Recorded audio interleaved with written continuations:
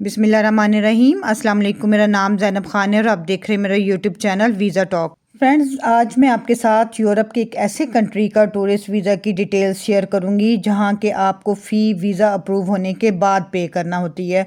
इस मुल्क का विज़िट वीज़ा भी यूरोप का आसान तरीन वीज़ा है और किसी एजेंट को भी पैसे दिए बगैर आप घर बैठे इसका वीज़ा खुद से अप्लाई कर सकते हैं। वो इसलिए क्योंकि इसका ई वीज़ा होता है और ये कंट्री है सर्बिया। इसमें डॉक्यूमेंट्स आपने जस्ट ऑनलाइन ही अपलोड करने हैं। सर्बिया की एम्बेसी पाकिस्तान में मौजूद नहीं है। पहले ईरान से इसकी प्रोसेसिंग की जाती थी, ईरान में एम्बेसी थी, लेकिन अब आपने घर बैठे, अगर आपके पास लैपटॉप है, आपके पास इंटरनेट है, आप अपने डॉक्यूमेंट्स रेडी करें, उनको अपलोड करें और उसका वीज़ा ले लें। इसका प्रोसेसिंग टाइम की बात की जाए तो 4 to 5 वीक्स इसका प्रोसेसिंग टाइम होता है। जब आप डॉक्यूमेंट्स अपलोड कर देते हैं तो आपको 4 से 5 वीक के बाद ईमेल आ जाती है कि आपका फ़ी का पोर्टल इशू आपका ओपन हो जाता है, यानी कि अगर आपका वीज़ा लगना हो फिर आप फ़ी पे कर देते हैं जो कि 60 यूरो होती है। 60 यूरो फ़ी है इसकी।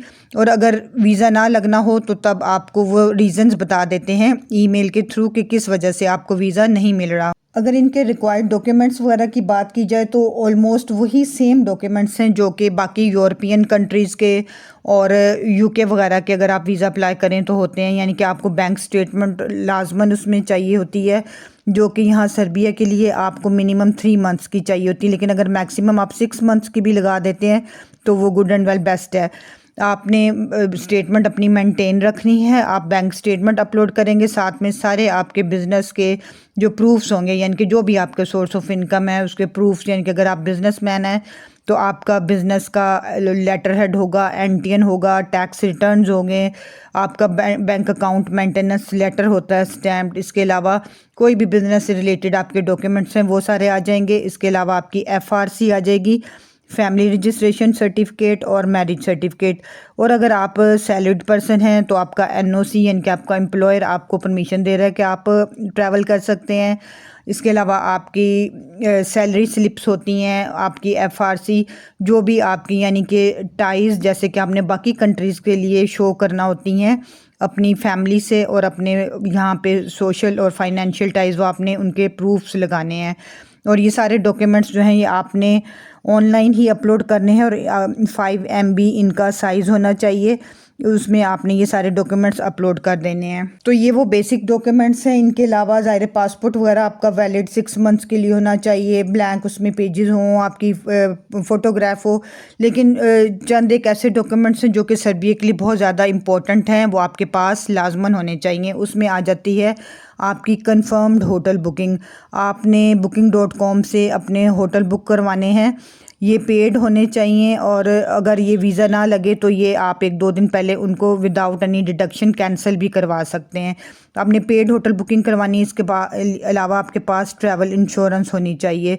ये सारी चीज़ें अगर आप कोई भी किसी भी कंट्री का वीज़ा खुद से अप्लाई करते हैं तो आपके लिए ज़्यादा बेहतर इसलिए होता है कि आपको इनकी सारी डिटेल्स पता होती हैं कि मैंने कौन से होटल बुक करवाए हैं।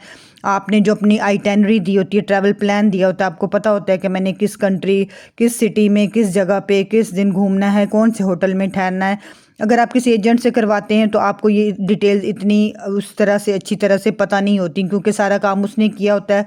आपको ये होता है कि मैं जस्ट मेरा वीज़ा लगेगा मैं चला जाऊँगा, लेकिन जब आपकी एयरपोर्ट पे इमिग्रेशन के आपकी क्वेश्चनिंग होती है जो कि सर्बिया में भी होती है, तो आपको उन चीज़ों का डिटेल्स इतनी अच्छी तरह पता नहीं होती, आप कॉन्फिडेंट नहीं होते अगर आप बेशक जेन्युइन टूरिस्ट भी होते हैं तो इसलिए आपको बेहतर होता है कि आप अपने पैसे भी बचाएं, आप अपना वीज़ा भी खुद से अप्लाई कर लें।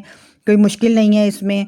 आपने ये ट्रैवल इंश्योरेंस अपनी करवानी है, होटल बुक होने चाहिए, आपके पास अपना ट्रैवल प्लान सारा होना चाहिए, आपकी फ़्लाइट रिज़र्वेशन होनी चाहिए राउंड ट्रिप की कि मैं फ़लान डेट को जाऊंगा और फ़लान डेट को वापस आ जाऊंगा।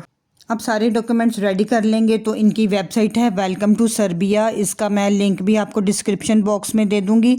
आपने वहां से इनका फॉर्म फिल करना है और डॉक्यूमेंट्स अपलोड कर देने हैं। तो फ्रेंड्स, जस्ट ये बेसिक डॉक्यूमेंट्स हैं, क्योंकि मेनली ये होता है कि आप किसी भी शेंजन कंट्री वगैरह के लिए वीज़ा अप्लाई करते हैं तो आपके पास डॉक्यूमेंट्स तो बेशक यही रिक्वायर्ड होते हैं, लेकिन उनकी या तो एम्बेसी पाकिस्तान में नहीं होती, अगर होती भी है तो आपको उनकी अपॉइंटमेंट्स मिलना बहुत मुश्किल होती हैं। तो उसके लिए बेस्ट ऑप्शन यही है कि आप यूरोप का ही ये कंट्री है, उसका आप घर बैठे आराम से ख़ुद से ई वीज़ा लें।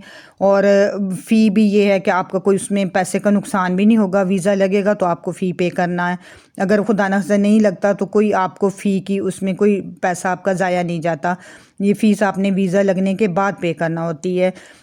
तो फ्रेंड्स, अगर आप चाहते हैं कि फ़्यूचर में भी आपको वर्क परमिट से रिलेटेड और टूरिस्ट वीज़ा से रिलेटेड इसी तरह की इन्फॉर्मेटिव वीडियोस मिलती रहें, तो चैनल को सब्सक्राइब करें और बेल आइकन के बटन को प्रेस करें और फ्रेंड और फैमिली के साथ भी शेयर करें, ताकि आपको फ्यूचर में भी इस तरह की इन्फॉर्मेटिव वीडियोस मिलती रहें। Thank you. अल्लाह हाफिज़।